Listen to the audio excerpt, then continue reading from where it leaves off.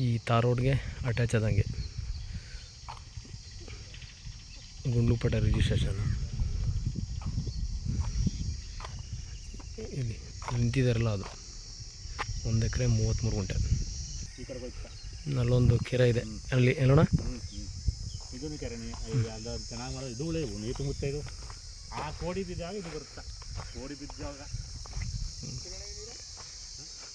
ಸ್ವಲ್ಪ ಊರಿಗೆ ಹತ್ರ ನೋಡಿ ಅಲ್ಲಿ ಕಾಣಿಸ್ತಾ ಇದೆಯಲ್ಲ, ಅದೇ ವಿಲೇಜು ಅಟ್ಯಾಚ್ ಲ್ಯಾಂಡ್. 1 ಎಕರೆ 33 ಗುಂಟೆ RTC, 8ರಿಂದ 10 ಗುಂಟೆ ಖರಾಬು. ಊರಿಗೆ ತುಂಬ ಹತ್ರ ಜಾಗ ನೋಡಿ. ಇದೇ ವಿಲೇಜ್ಗೆ ಅಟ್ಯಾಚೇ ಅಂದ್ಕೊಳ್ಳಿ.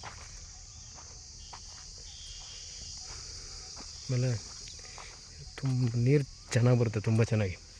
ಅದು ಬಸ್ ಮಾಡ್ತಿದ್ದಾರೆ, ಅದು ಬಸ್ ಕಲ್ ತೋರಿಸ್ತೀನಿ. ಬಸ್ ರೂಟ್ ಜಾಗ ಸರ್, ವಿಲೇಜ್ ಅಟ್ಯಾಚು.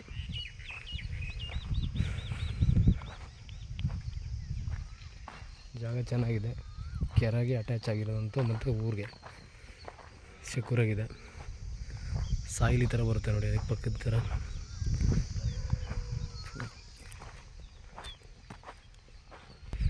ಸರ್ ರೈತರ ಪ್ರಾಪರ್ಟಿ ಇದು, ಇದೆ ಲ್ಯಾಂಡು. ಇದು ಬಂದು ಅದ್ಬಸ್ತ್ ಕಲ್ಲು, ಅದ್ಬಸ್ತಾಗಿದೆ, ಫೆನ್ಸ್ ಮಾಡ್ಕೋಬೋದು. ಲಿಂಗಾಯತರ ಪ್ರಾಪರ್ಟಿ.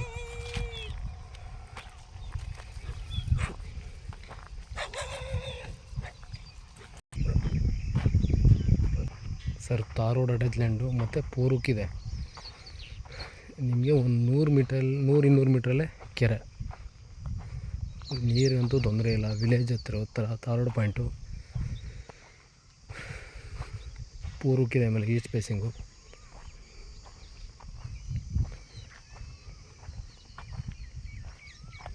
ಸರ್ ಇವರು ಟೋಟಲ್ಲು